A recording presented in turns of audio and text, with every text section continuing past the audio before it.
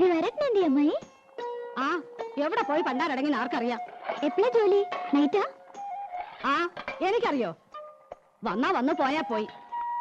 ബാക്കിയുള്ളവരെ കണ്ണിൽ എന്നെ ഒഴിച്ചിരിക്കണം. ഞാൻ അമ്മായിയെ കുറ്റം പറയൂ? നല്ല ചീത്ത പറയണം. നല്ല കാര്യായി. കുറ്റം എന്റെ തന്നെയാ. കണ്ട പാടത്തും പറമ്പിലും ചേറിലും ചെളിയിലും കിടന്ന് കഷ്ടപ്പെട്ട് വളർത്തി ഉണ്ടാക്കിയില്ലേ. ഇപ്പൊ അമ്മയ്ക്ക് ചന്തം പോരാ. തള്ളയെന്നല്ലാണ്ട് വിളിക്കില്ല.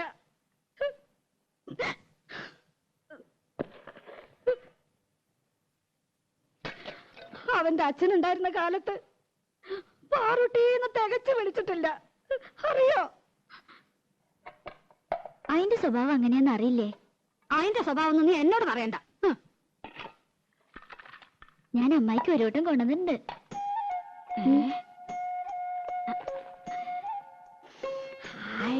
നല്ല പുകല കിട്ടണമെങ്കിൽ എന്റെ മോള് വരണം. അവൻ കൊണ്ടുവരും.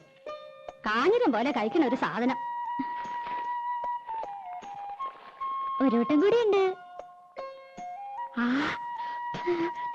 പരിപ്പോടാ.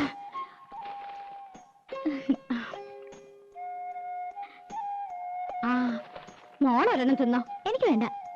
ഞാൻ അടിച്ചുതരാം.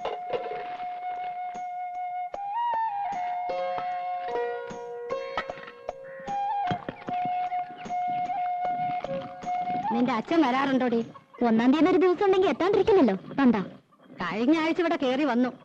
4 കാലില് പച്ച വെള്ളം കൊടുത്തില്ല. ആശ്രീകരം. ഇപ്പൊ ആ നാടകക്കാരൻ മുഖത്തിട്ട് ആട്ടുക. അനുഭവിക്കട്ടെ. എന്തൊരു പെണ്ണായിരുന്നു നിന്റെ തള്ള. പൂവമ്പഴത്തിന്റെ നിറ. ആ നിറമൊന്നും നിനക്ക് കിട്ടിയിട്ടില്ല.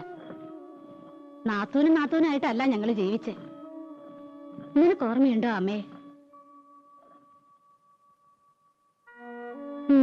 കുറേശ്ശെ. അവൻ നാടകക്കാരുടെ പിന്നാലെ നടക്കാന്ന് അറിഞ്ഞപ്പോ അവൾ എന്റെ അടുത്ത് വന്നു. നാത്തൂനെ, ഇനി ഞാൻ ജീവിക്കില്ല. കേട്ട പാടെ ഞാൻ തെറി പറഞ്ഞു. എന്ത് പോഴത്തരാണ്ടി നീ പറയണേ? ഒന്നുമില്ലെങ്കിൽ 5-6 വയസ്സുള്ളൊരു പെൺകുട്ടിയില്ലേ, അവളെ വളർത്തണ്ടേടി. ഒരു കണക്കിന് പറഞ്ഞ് സമാധാനാക്കി വിട്ടതാ.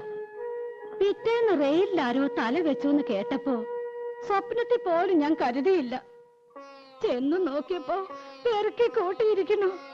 ദേവരെ, കാല് വേറെ, കൈ വേറെ, തല വേറെ, പണ്ടവും കൊടലും. എത്രത്തെ പ്രാവശ്യം ഞാനത് കേൾക്കണേ? ഇല്ല ഇല്ല, എന്റെ പൊന്നുമോടെ കരയല്ലേ. അതിന് നിനക്കെന്താ ഒരു കുഴപ്പം? ദിവാകരനില്ലേ, അമ്മായില്ലേ?